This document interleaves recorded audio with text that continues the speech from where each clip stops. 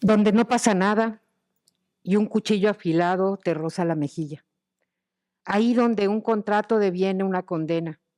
Ahí donde no es más fácil matar al mensajero que mirarse al espejo.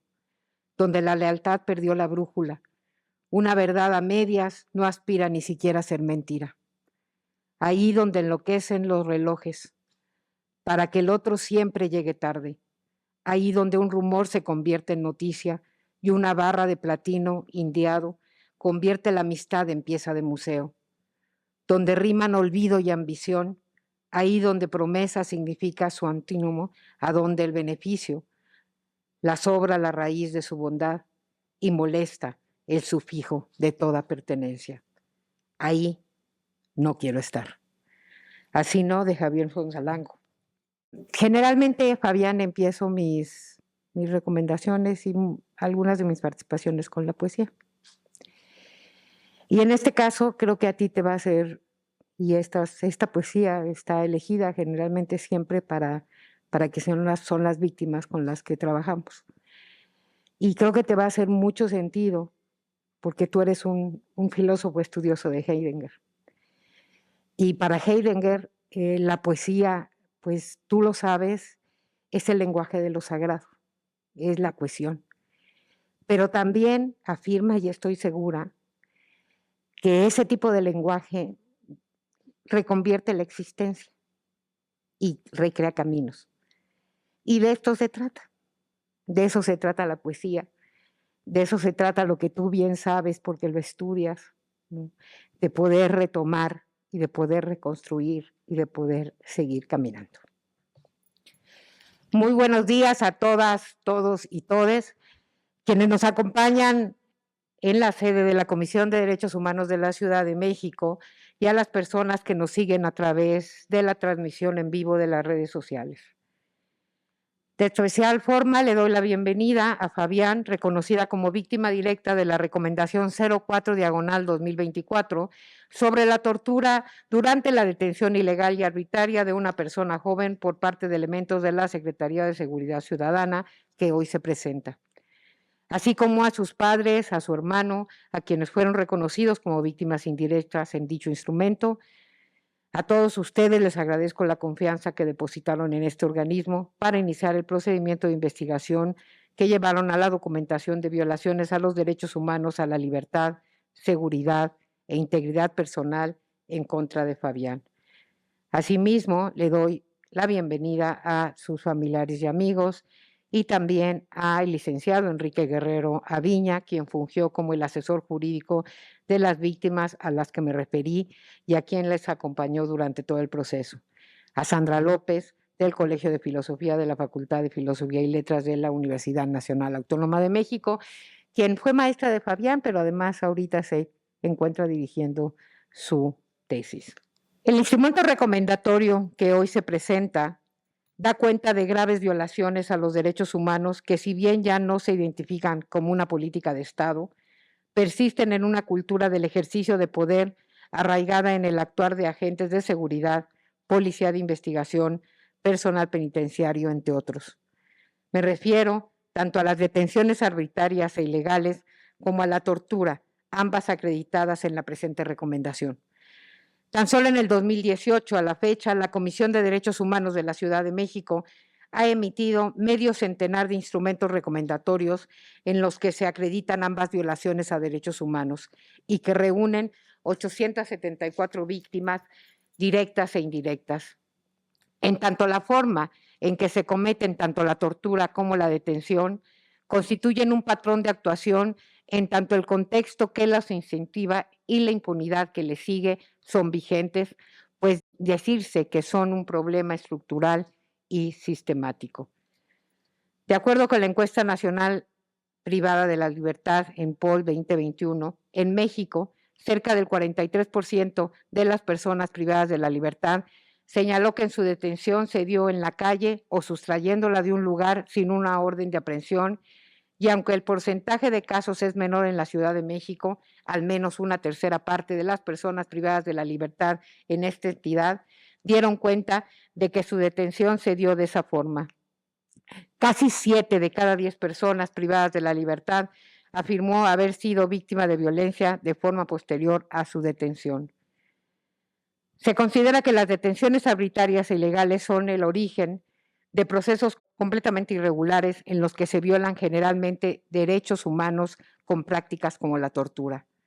El perfil de las víctimas está asociado a personas que normalmente no acudirían a una defensa jurídica privada y en muchos casos son personas jóvenes, como en el caso que se documenta, en el que las violaciones a derechos humanos fueron cometidas en perjuicio de un joven estudiante.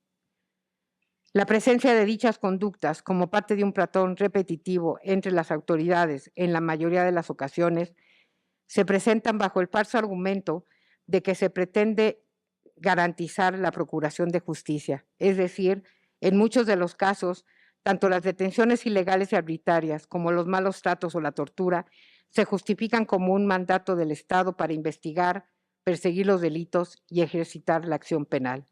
Sin embargo, garantizar la procuración de justicia de ninguna forma puede justificar vulneraciones a los derechos humanos.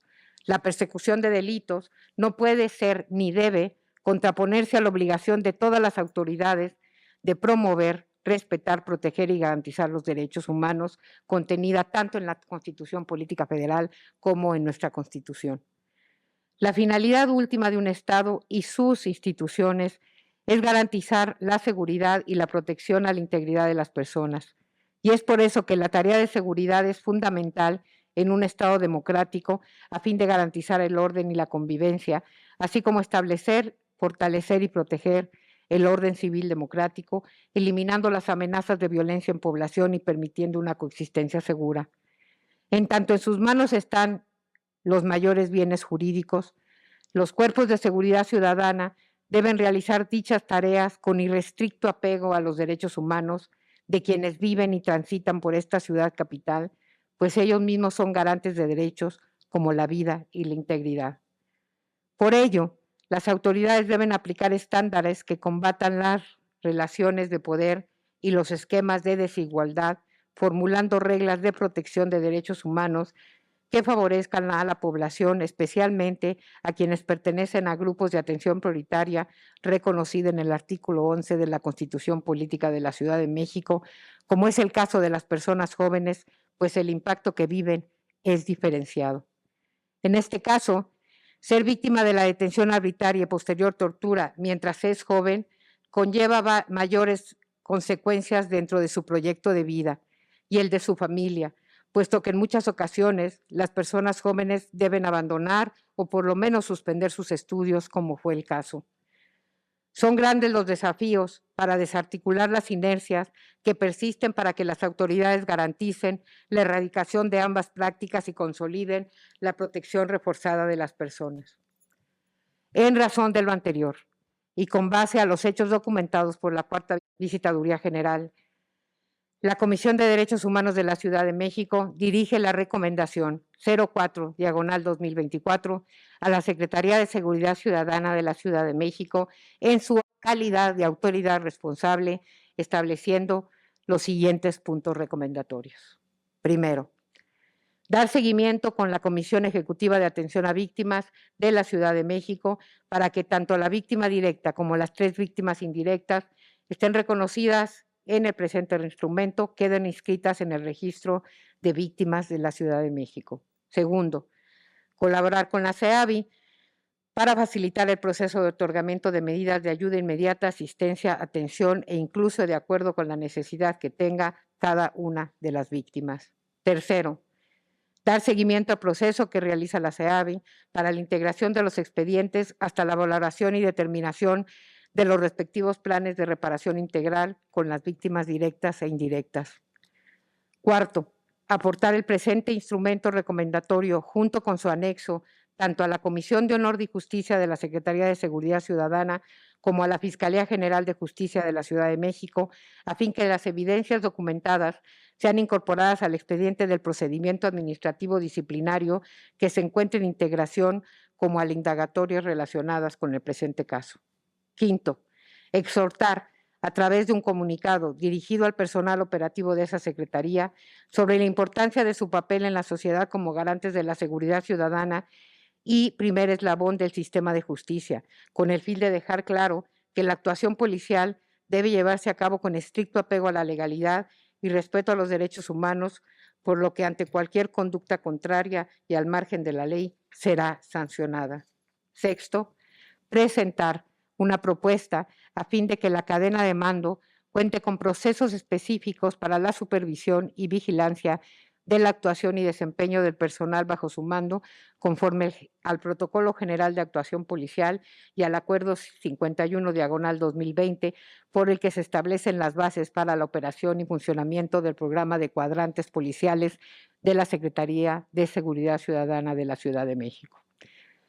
Agradezco al personal de la comisión bajo la dirección de la Cuarta Visitaduría General que llevó a cabo la investigación y determinación de las violaciones a derechos humanos que motivan la presente recomendación, así como al personal de la Dirección General de Quejas y Atención Integral por el acompañamiento brindado en este caso también. Asimismo, agradezco las aportaciones vertidas por otros equipos de trabajo de este organismo público protector de derechos humanos, tales como la Secretaría Ejecutiva, la Dirección Ejecutiva de Seguimiento, la Dirección Ejecutiva de Promoción de Agendas y la Dirección General de Administración. De manera especial, quiero agradecerte a ti, Fabián, así como a tu familia, por la confianza depositada en esta comisión para la atención del caso. Es cierto que esto no es el final del proceso para el acceso a la justicia y reparación del daño al que tienen derecho.